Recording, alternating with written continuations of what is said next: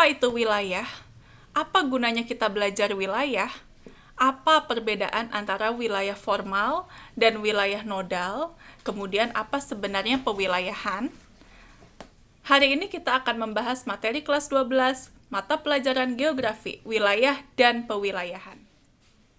Halo anak-anak, Assalamualaikum. Dengan Bu Laras di sini. Hari ini kita akan belajar materi kelas 12, wilayah dan pewilayahan. Oke, sebelum kita mulai, Ibu ingin mereview sedikit apa yang sudah kalian pelajari pada minggu lalu. Nah, anak-anak masih ingat kan wilayah itu apa? Apa coba? Nggak tahu. Iya, benar. Ibu anggap aja kalian lagi menjawab di rumah masing-masing. Jadi, wilayah itu adalah suatu tempat di permukaan bumi yang punya karakteristik yang khas sehingga bisa dibedakan dari area atau wilayah sekitarnya.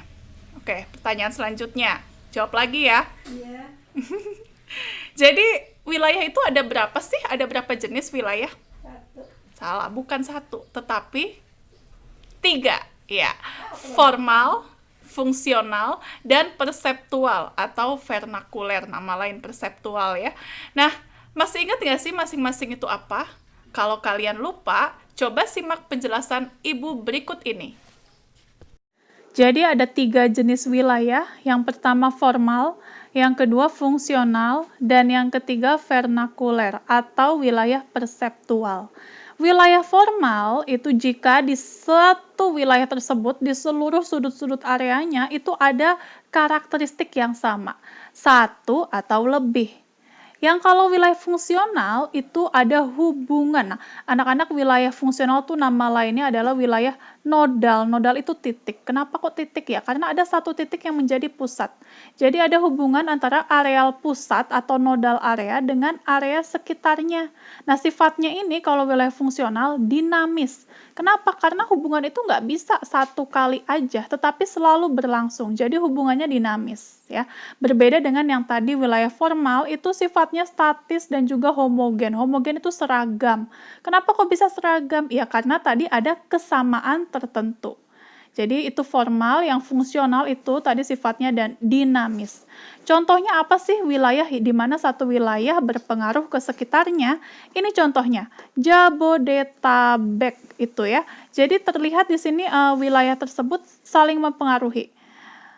Jakarta, Bogor, Depok, Tangerang, Bekasi. Ini kalau kamu lihat terdiri dari beberapa kota dan beberapa kabupaten.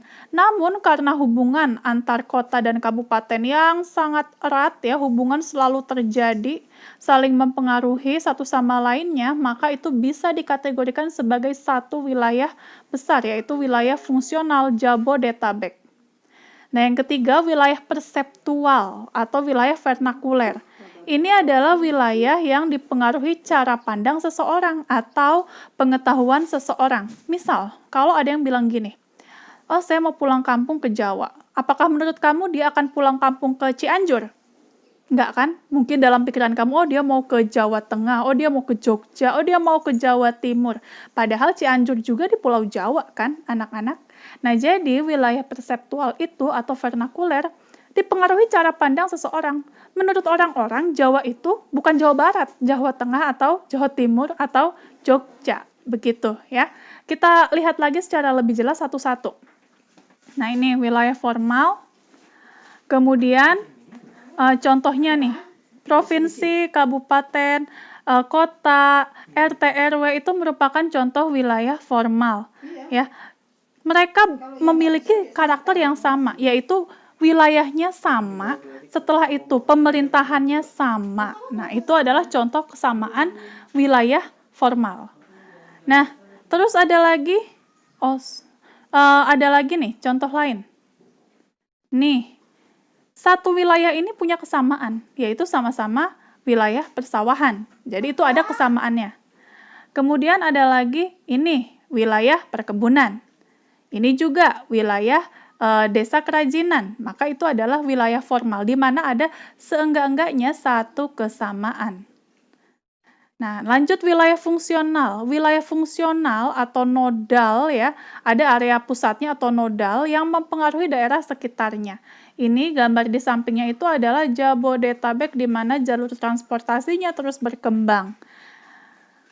Dan yang terakhir adalah wilayah perseptual yang dipengaruhi cara pandang seseorang ya atau perasaan seseorang. Contohnya seperti ini, Bogor, kota hujan. Walaupun panas tetap aja dibilang Bogor kota hujan. Padahal ada loh kota lain yang curah hujannya lebih tinggi dari Bogor. Palu misalnya. Nah, terus ini seperti yang tadi Ibu contohkan, saya mau pulang kampung ke Jawa. Jawa mana? Kalau kamu pulangnya ke Sukabumi, emang bukan Jawa, itu Jawa juga. Atau ini, negara miskin. Wah, itu adalah persepsi ya. Jadi, bisa aja sekarang sudah tidak miskin lagi. Kalau Ibu sebut Ethiopia, dulu dia negara miskin, tetapi sekarang dia terus berkembang. Apakah sampai nanti, sampai ujung hayat bakal disebut negara miskin terus? Nah, ini adalah masalah persepsi. Oke, ingat ya anak-anak, formal, fungsional, perseptual. Jawab bareng-bareng anak-anak di rumah masing-masing ya jawabnya ya. Coba, kalau wilayahnya ada satu titik pusat yang mempengaruhi, itu namanya wilayah apa? Iya, benar. Fungsional. Kalau misalnya ada karakter yang sama dalam satu wilayah tersebut, itu wilayah apa? Benar, formal. Kalau misalnya ini adalah ada hubungan saling mempengaruhi satu sama lain, wilayah apa? Benar, fungsional. Ya, jadi Ibu kayak ngomong sendiri, jawab sendiri, tapi kalian jawab ya dalam hati ya anak-anak. Iya, oke anak-anak. Jadi Ibu tekankan lagi bahwa untuk saat ini kalian harus fokus pada dua jenis wilayah yaitu formal dan fungsional. Ingat baik-baik dan pahami apa perbedaan antara keduanya. Oke, kemudian apa sih gunanya kita itu belajar tentang wilayah? Pasti kalian masih ingat pada kelas 10 kalian sudah belajar 3 pendekatan dalam geografi. 2 diantaranya adalah pendekatan spasial dan satu lagi adalah pendekatan kompleks wilayah. Jadi mengetahui tentang ruang dan wilayah itu perlu. Ya, suatu wilayah itu harus berkembang. Kita belajar wilayah untuk merencanakan pengembangan wilayah. Selain itu, kita juga harus belajar bagaimana cara memeratakan pembangunan. Jadi antara satu wilayah dengan wilayah lain itu merata ekonominya, kemajuannya, pembangunannya itu bagus, masyarakatnya dua-duanya atau semuanya sejahtera antara wilayah satu dengan wilayah lainnya. Oke, itu beberapa manfaat dari kita belajar wilayah. Nah, selanjutnya kita akan masuk kepada contoh soal. Coba lihat contoh soal berikut ini. Bisa tidak ya kalian mengerjakannya? Anak-anak, mari kita lihat contoh soal pertama. Di soal ada beberapa pernyataan nomor 1 sampai 5, kemudian kalian diminta mencari mana yang merupakan ciri wilayah fungsional. Oke, silakan kamu cari jawabannya. Dipikirkan dulu sambil dihentikan dulu videonya. Ya, anak-anak, yang benar jawabannya adalah jeng jeng jeng jeng jeng jeng. D ya. 2, 3, dan 5 sambil dilihat. Wilayah fungsional itu punya nodal atau dengan kata lain punya pusat, sifatnya heterogen, dan ada interaksi atau hubungan antara pusat dengan daerah. Baik, soal selanjutnya. Nah, di sini lagi-lagi ada contoh wilayah 1 sampai 5. Kemudian kalian diminta mencari mana yang merupakan contoh wilayah formal. Oke, dihentikan dulu sejenak videonya sambil kalian pikirkan jawabannya. Sudah dapat? Baik, kalau kalian menjawab A, maka jawaban kamu salah. Jawaban yang benar adalah C. 2, 3, dan 4. Ingat anak-anak, kalau misalnya nama wilayah administratif, misalnya kabupaten, kota, negara, itu adalah contoh dari wilayah formal. Jawaban yang benar adalah 2, Kabupaten Bogor. 3, wilayah pegunungan. Itu menunjukkan kesamaan, yaitu seluruh wilayah tersebut berupa morfologi pegunungan. Dan 4, negara Kanada. Kalau misalnya kalian bertanya, Bu, wilayah formal, itu kan ada nomor 1, Bandung. Ada kata-kata Bandungnya. Kenapa itu bukan contoh wilayah formal? Nah, wilayah formal itu harus wilayah formal itu menunjukkan kesamaan. Wilayah fungsional menunjukkan adanya hubungan. Kalau dikatakan kawasan industri Bandung Raya itu berarti menunjukkan Bandung dan sekitarnya yang terlibat dengan industri tersebut. Kemudian lihat lagi pilihan 5, pusat industri Bekasi. Itu menunjukkan bahwa Bekasi dan sekitarnya yang terdampak oleh industri tersebut. Jadi ada pusatnya, itu menunjukkan wilayah fungsional. Jangan lupa ada formal, fungsional, formal, fungsional. Kalau satu karakter saja, formal. Kalau menunjukkan ada hubungan, itu fungsional. Kawasan industri Bandung Raya itu menunjukkan ada hubungan, berarti itu fungsional. Pusat industri Bekasi itu menunjukkan adanya titik pusat, berarti itu adalah fungsional. Sedangkan Kabupaten Bogor itu formal. Wilayah pegunungan formal. Kanada formal. Indonesia formal, ya. Seperti itu ya anak-anak. Coba lihat contoh soal berikutnya. Nah, lagi-lagi kalian diminta menunjukkan contoh. Cuma di sini kalian diminta mencari mana yang contoh wilayah fungsional. Hentikan dulu videonya sambil kalian pikirkan mana yang merupakan contoh wilayah fungsional. Ingat, fungsional, ada pusatnya, ada hubungannya. Orem, ayo mana? Oke, jawaban yang benar adalah C. 1, 3, dan 5. 1. Jabodetabek itu adalah wilayah fungsional, ada hubungan. Jakarta, Depok, Bogor, Tangerang, Bekasi. Kemudian 3. Bandung Raya itu menunjukkan wilayah fungsional, Bandung, Kota Bandung, dan Kabupaten Bandung Barat. Kemudian 5. Wilayah pertumbuhan, Cikarang itu menunjukkan wilayah fungsional, berarti Cikarang dan sekitarnya yang terpengaruh pertumbuhannya. Oke, itu ya anak-anak contohnya. Kemudian contoh terakhir, ada 5 pernyataan.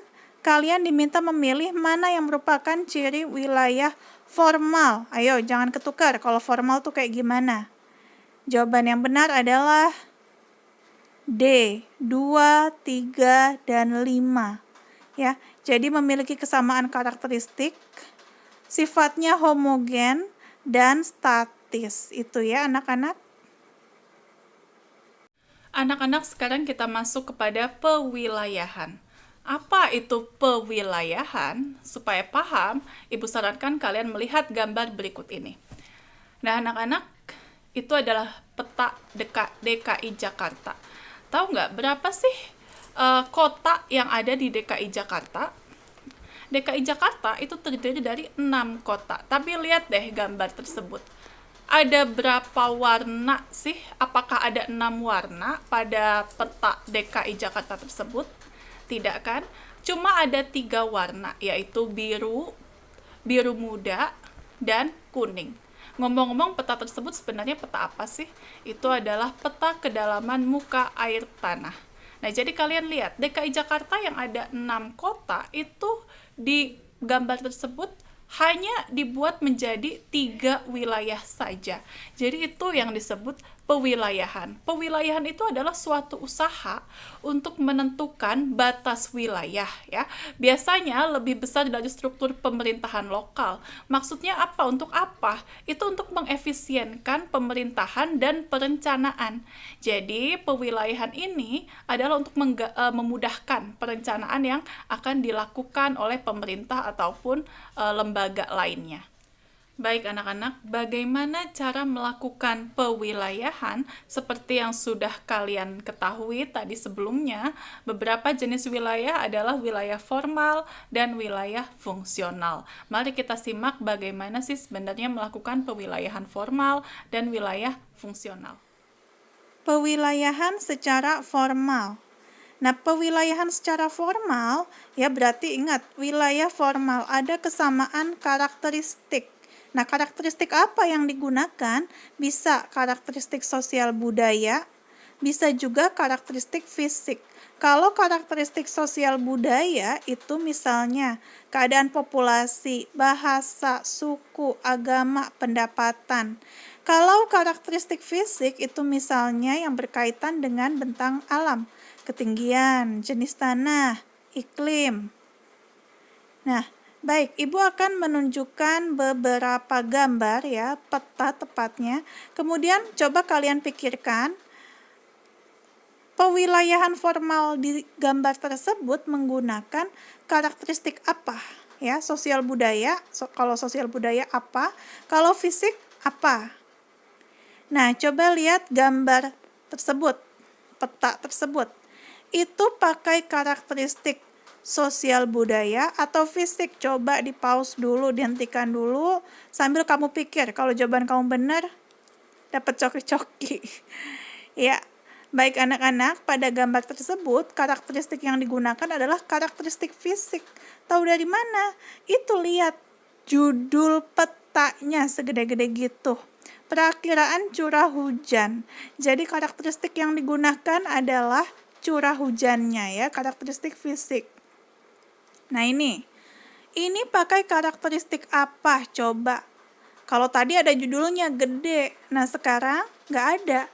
Coba kamu lihat legendanya. Ya, masih ingat pelajaran kelas 11, rainforest, hutan hujan, savana, desert gurun, temperate forest, grassland, padang rumput, tundra, apa coba itu? Iya, jadi itu adalah menggunakan karakteristik fisik, yaitu bioma. Ada nggak yang jawab benar? Bioma, Bu, ada nggak ya? Oke, kalau ini ada judulnya, jadi kalian bisa tahu itu adalah menggunakan karakteristik fisik, yaitu gerakan tanah. Nah, kalau ini juga ada judulnya, karakteristik apa yang digunakan? Ya, benar sekali, kepadatan penduduk, berarti itu karakteristik sosial. Kalau yang ini nggak ada judulnya, tapi lihat legendanya, developed countries and developing countries, berarti negara maju dan negara berkembang. Ini menggunakan karakteristik fisik. Nah, yang ini, ingat nggak ini? Karakteristik apa ya? Nearktik, Neotropik, Palearktik, Ethiopian, Oriental, Australian, pelajaran kelas 11. Itu menggunakan karakteristik sebaran fauna, ya. Oke, sekarang kalau melakukan pewilayahan secara fungsional, masih ingat kan wilayah fungsional itu ada pusatnya dan ada hubungannya dengan wilayah sekitarnya. Kalau melakukan pewilayahan secara fungsional, nah ingat-ingat lagi nih, yang ini. Ya, jadi bayangkan roda sepeda kalau wilayah fungsional itu. Ada yang namanya pusatnya, dia yang memicu adanya pergerakan. Kemudian ada transportasi, komunikasi yang memungkinkan adanya perpindahan. Kemudian ada wilayah sekitarnya. Ya, jadi ada pusat, ada wilayah sekitar, kemudian dihubungkan dengan transportasi dan komunikasi. Oke, ini misalnya ya, peta jaringan transportasi umum Jabodetabek. Jadi ada transportasi yang terus-menerus bergerak dari sekitar menuju Jakarta. Nah, kalau melakukan analisis wilayah fungsional itu bisa dilakukan dengan beberapa cara. Hitung. Iya, karena kalau melakukan analisis wilayah fungsional, kalian harus bisa menghitung. Misalnya menghitung interaksi. Nah, lihat.